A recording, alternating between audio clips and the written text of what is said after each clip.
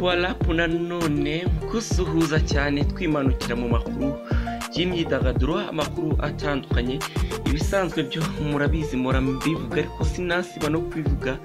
Kora subscribe wowe waba udusuye bwa mbere, kora share tuba umuryango mugari kuri Kigali Top, ndetse nawe wakoze subscribe turagushimiye cyane, tugusaba gukora share kugira ngo tube umuryango mugari. Ibiganiro bya Kigali Top turifuza yuko byagera kure, bikaba byagira abo bigirira akamaro bari hirya no hino, kuko ikintu cya mbere ni amakuru, kuko natwe nicyo kituraza inshinga, tugeza amakuru y'imyidagaduro, ubukungu, tutibagiwe na politiki na tips z'ubuzima. Udukurikira wibereye neza, rero wirisi nk'ibisanzwe ntugiye kureba Kigali Top. Umuhanzi bwiza mumaze kumumenya, n'umuhanzi mwiza, umuhanzi w'umukobwa, umuhanzi navuga yuko ubu ngubu ari mu maboko meza, umuhanzi uri mu maboko meza, ko ari muri label irimo n'abahanzi b'ibyamamare.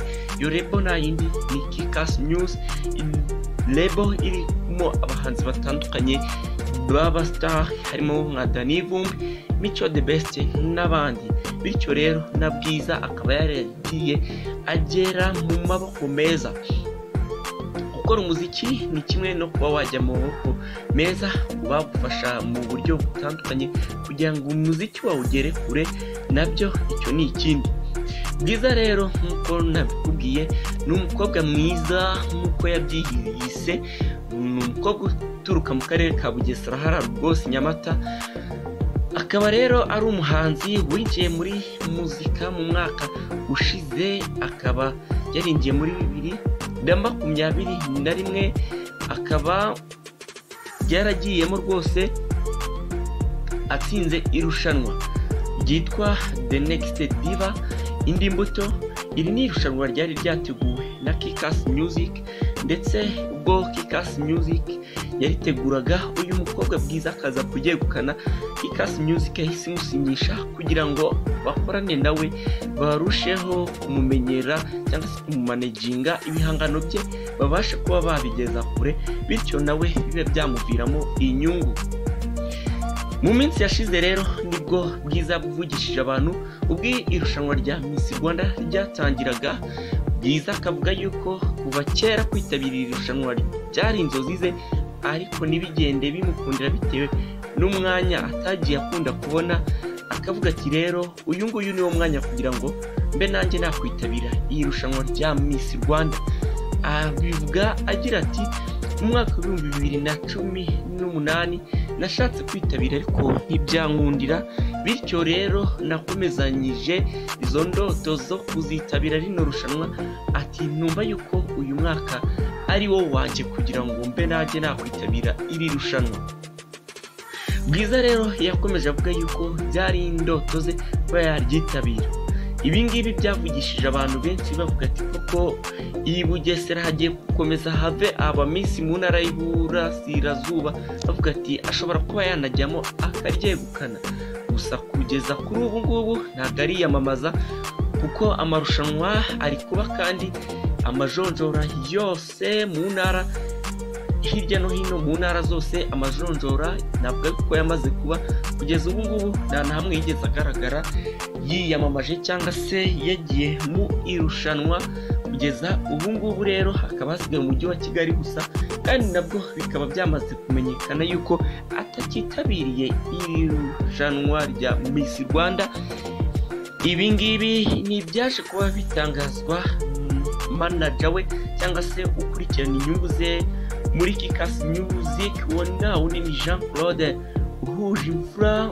Uyu nguyu ni ushinzwe inyungu ze muri label ya Kikas Music. We akomeza agira ati ntabwo Bwiza azigera yitabira iri rushanwa bitewe nuko yahise abona akazi. Yari afite indoto zo kwitabira rino rushanwa, ariko ntibyaza kugenda nk'uko yabyifuzaga, kuko yaje cyangwa se twaje kubona akazi agomba gukora muri iyi minsi. Kuva muri iyi minsi kazaba ari akazi gakomeza, akazi karimo n'ubukangurambaga azaba arimo akora ibi bitaramo bimwe na bimwe agenda byitabira. bityo rero ibi bitaramo bikazaba bizageza ku tariki ya 8 Werurwe ku munsi wahariwe kwizihiza umunsi w'abagore, nibwo ngo ibi bitaramo bizarangira cyangwa se niho bizageza, kandi urumva yuko ngo atabasha kwitabira iri rushanwa bitewe n'ako kazi. Gusa akomeza avuga yuko Bwiza afite icyo gitekerezo cyo kwitabira irushanwa rya Miss Rwanda, ati kandi ari n'inzozi ze, ati bityo rero bibaye byiza yuko ashobora kuzaba yitabira undi mwaka, kuko nabwo irushanwa ari irushanwa ngarukamwaka rikomeza rya Nyampinga w'u Rwanda, atashobora kubyitabira mu mwaka utaha. Navuga yuko rero Bwiza ari umuhanzi ukomeje kuvugisha benshi, ariko kugeza ubu ngubu akaba yamaze gutangaza yuko atakitabiriye rino rushanwa kubw'impamvu maze kukubwira. Bwiza rero ni umuhanzi winjiye muri Kikass Music atsinze irushanwa nk'uko nabikubwiye. Ikindi kuri ubu ngubu akaba yaramaze gushyira EP hanze, ishize hanze ino EP yitwa Connect Me. Ino ni EP igaragaraho indirimbo zirimo ibyamamare bitandukanye byano mu Rwanda, abastar bamaze igihe ndetse b'abarigendi barimo ibyamamare nka Riderman rero nawe cyangwa se na Bwiza bafitanye indirimbo yitwa Mi Amor. Iyi ni indirimbo imaze kurebwa n'abantu basaga 49,000 ku rubuga rwa YouTube rwa Bwiza, bigaragara yuko Bwiza ari mu kazi. Ikindi kandi hariho abandi bahanzi nka Soshomura bakaba bafitanye indirimbo yitwa My Lady. Iyi ni indirimbo imaze kurebwa n'abantu ibihumbi bigera ku 8 ku rubuga rwa YouTube rwa Bwiza.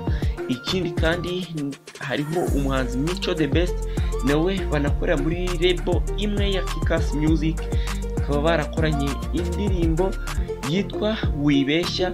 Iyi ni indirimbo imaze kurebwa n'abantu bagera ku 63 byose kuri YouTube channel ya Bwiza, ndetse n'umuhanzi Chris Easy bakoranye indirimbo yitwa Roro, imaze kurebwa n'abantu basaga 9,000. Navuga yuko Bwiza ari mu kazi. Ntabwo nasoza nongeye kukubwira ngo ukora subscribe kugira ngo ujye ubana natwe mu myidagaduro, mu bukungu, politiki, tips z'ubuzima, mu tuntu n'utundi kuri Kigali Top twimanukira. Ikintu cya mbere ni amakuru. Wari kumwe nanjye Hero Willis. Ciao, bye.